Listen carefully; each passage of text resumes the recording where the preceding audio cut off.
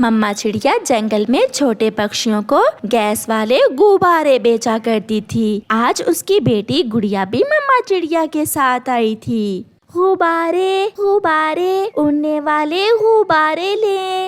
मम्मा अभी तक कोई भी पक्षी गुब्बारा लेने नहीं आया। बेटी हमें थोड़ा और आगे जाना होगा।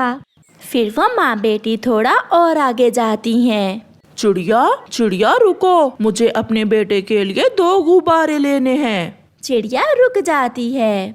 मम्मा मैं भरूंगी गैस गुब्बारों में। मम्मा मुझे पता है कैसे करते हैं। अच्छा बेटी आप भर लें।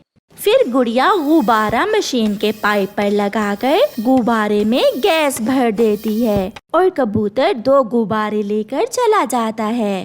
कौवे का बेटा जग्गू कौवा भी वहीं आ जाता है। आंटी मुझे भी गुब्बारा दें। बेटा आप हर रोज मुफ्त में गुब्बारा ले जाते हैं, कभी तो पैसे दे दिया करें। मम्मा पापा ने कहा है वो आपको पैसे दे देंगे। आपके पापा तो 1 नंबर के झूठे हैं। चिड़िया कौवे को एक गुब्बारे में गैस भर के दे देती है, जिसे लेकर जग्गू कौवा भाग जाता है। मम्मा आप ऐसे झूठे पक्षियों को मुफ्त में गुब्बारा क्यों दे देती हैं? वो बच्चा है बेटी। फिर सारा दिन काम करने के बाद चिड़िया और उसकी बेटी अपने घर चली जाती हैं। कालू वो चिड़िया गुब्बारे बेच बेच कर बहुत अमीर हो गई है। उसने अपना घर भी पक्का बना लिया है। क्या तुम गुब्बारे बेचने का काम नहीं कर सकते? हाँ पापा, आज मैंने देखा चिड़िया आंटी के पास इतने सारे पैसे थे, तो फिर मैं आज रात ही चिड़िया के गुब्बारे और गैस भरने वाली मशीन चोरी कर लाता हूँ और कल से दूसरे जंगल जाकर गुब्बारे बेचा करूँगा। मेरा सुंदर पति, ये हुई ना बात। रात भी हो जाती है। मम्मा चिड़िया और उसकी बेटी रात को अपनी गुब्बारों में गैस भरने वाली मशीन घर के अंदर रखकर सो जाती हैं। कालू कौवा भी खिड़की में आकर बैठ जाता है। वो आहिस्ता से चिड़िया के घर में घुस जाता है और दरवाजे की कुंडी अंदर से खोल लेता है। यही है वो मशीन जिससे चिड़िया गुब्बारों में गैस भरती है। कौवा चिड़िया के गुब्बारे और वो मशीन उठाकर भाग जाता है। जब सुबह होती है तो मम्मा चिड़िया अपनी गैस भरने वाली मशीन घर में ना देखकर रोने लग जाती है। कोई चोर मेरी मशीन चुरा कर ले गया, अब मैं क्या करूँगी? गुड़िया भी उठ जाती है। मम्मा चुप कर जाएं, जो भी चोर होगा वो पकड़ा जाएगा। फिर वो माँ बेटी अपने घर से निकलती हैं। जग्गू तुम घर में ही रहो, मैं और तुम्हारा पापा बड़ी बोरी लेकर आते हैं और ये मशीन उस बोरी में छुपाकर दूसरे जंगल ले जाएंगे। मम्मा पापा जल्दी आना, गुड़िया की तरह मैं भी आपके साथ गुब्बारे बेचने जाया करूँगा। कोई उल्टी सीधी शरारत ना करना तुम। फिर गोरी और कालू घर से निकल जाते हैं। मिट्ठू मेरे गुब्बारों में गैस भरने वाली मशीन कोई चुरा कर ले गया है। चिड़िया बहन मुझे तो नहीं पता, आप कौवों के पास जाएं। घर में कोई भी नहीं है, मैं कुछ गुब्बारों में गैस भर के खेल लेता हूँ। फिर जग्गू कौवा एक गुब्बारा लेकर उसे मशीन के पाइप पर लगाकर गैस भर लेता है। याहू, मैंने कर लिया, ये बहुत मजे का है। मैं और गुब्बारों में गैस भरता हूँ। फिर जग्गू रुकता ही नहीं, वो गुब्बारों में गैस भर भर कर घर में छोड़ता जाता। वो तो पूरे 100 गुब्बारों में गैस भर लेता है। ज्यादा गैस वाले गुब्बारे आहिस्ता आहिस्ता ऊपर उठते हैं और कौवों का घर भी हवा में उड़ने लगता है। घबराकर जग्गू कौवा घर से बाहर उड़ जाता है। सब पक्षी देख रहे थे। कौवा और कौवी भी वहाँ आ जाते हैं। ये घर तो हमारा है, मगर ये हवाओं में कैसे उड़ रहा है? घबराया हुआ जग्गू कौवा वहाँ आता है। पापा सॉरी, मैंने 100 गुब्बारों में गैस भर के घर में छोड़ दिए थे और गुब्बारे घर लेकर ही उड़ गए। तो चोर पकड़े गए, मगर इन्हें सजा भी मिल गई है। कालू, आप जाकर गुब्बारों को फोड़ो ताकि तुम्हारा घर नीचे गिरे। कौवा और कौवी तो रोए जा रहे थे। कालू, हमारा घर टूट जाएगा, बहुत बड़ी सजा मिली है हमें चोरी करने की। फिर कौवा अपने घर के पीछे पीछे भागता है। दूर किसी जंगल में सभी पक्षी बहुत मेहनती थे। वो सब अपने अपने काम समय पर करते।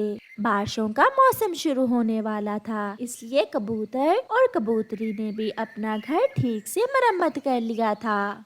तोता और तोती तो बहुत खुश थे, क्योंकि उन्होंने तो अपना नया और पक्का घर अभी अभी बनाया था। चिड़िया और उसकी बेटी ने भी अपने घर की छत की मरम्मत कर ली थी, मगर वो दो कौवे बहुत आलसी थे, जो हर समय सोए रहते थे। उन्होंने अभी तक कोई भी काम नहीं किया था। कालू, मैं जा रही हूँ। मैं बारिशों के दिन अपनी माँ के पास गुजारूंगी। मुझसे तो घर की मरम्मत का काम नहीं होता। जाओ जाओ, अगर जाना है तो जाओ, मेरी नींद तो खराब ना करो। गोरी चली जाती है और कालू जी फिर से सो जाते हैं। ऐसे ही 2 दिन गुजर जाते हैं और फिर एक शाम आसमान पर गहरे बादल छा जाते हैं और तेज बारिश शुरू हो जाती है। कबूतर अपने घर में बैठा बारिश के मजे ले रहा था और उसकी पत्नी मीठी नींद सोई हुई थी। चिड़िया ने भी अपनी बेटी को सुला दिया था, मगर कालू कौवे का घर तो थोड़ी देर बाद ही टपकने लगा था। सारे घर की छत में से पानी अंदर आ रहा था। क्या करूं? ठंड भी लग रही है और ऊपर से ये पानी मुझे सारी रात सोने नहीं देगा। देखता हूँ, चिड़िया के पास जाता हूँ और आज की रात वहीं गुजारता हूँ। ये सोचकर आलसी कौवा चिड़िया के घर की तरफ जाता है। चिड़िया चिड़िया, दरवाजा खोलो। ऐसा कहते हुए कौवा चिड़िया के घर के दरवाजे पर दस्तक देता है। लो, आ गया वही काला कौवा, मुझे और मेरी बेटी को तंग करने। चल भाग यहाँ से, आलसी कहीं के। मेरी बेटी सोई हुई है और मेरे घर में इतनी जगह नहीं है। कौवा समझ गया था कि अब चिड़िया उसकी बातों में आने वाली नहीं, इसलिए कौवा वहाँ से उड़ जाता है और पहाड़ों पर जाकर एक पेड़ के नीचे बैठ जाता है। वो सारी रात वहाँ बैठकर गुजारता है।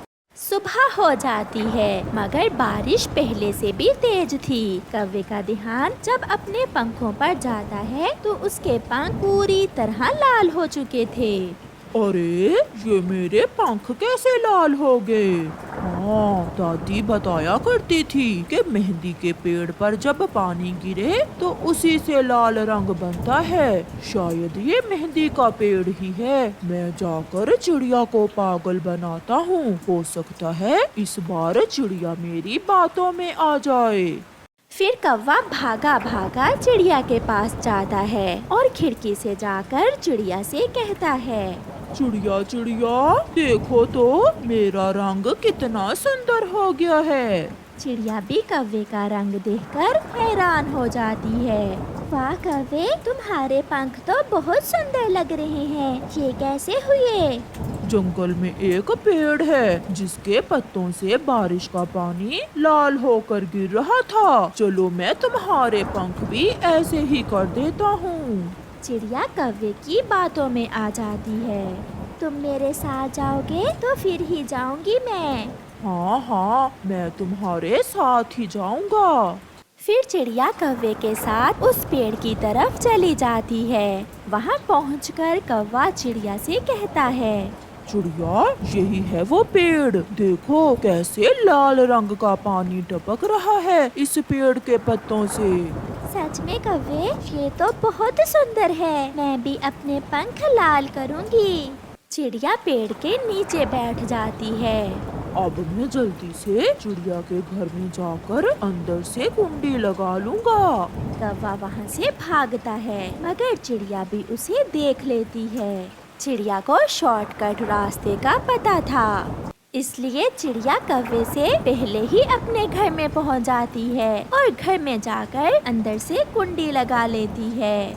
जब कौवा वहाँ पहुँचता है तो चिड़िया को घर में देखकर रोने लग जाता है। चिड़िया, तुम तो बहुत तेज हो। मैं तुम्हारी सारी चालाकी समझ गई थी। मेरे घर पर कब्जा करना चाहते हो तुम। अब ऐसा नहीं होगा। जाओ और जाकर उसी पेड़ के नीचे बैठ जाओ। फिर कौवा रोता हुआ वहाँ से चला जाता है और बारिश में मेहंदी के पेड़ के नीचे बैठकर ही दिन गुजारता है।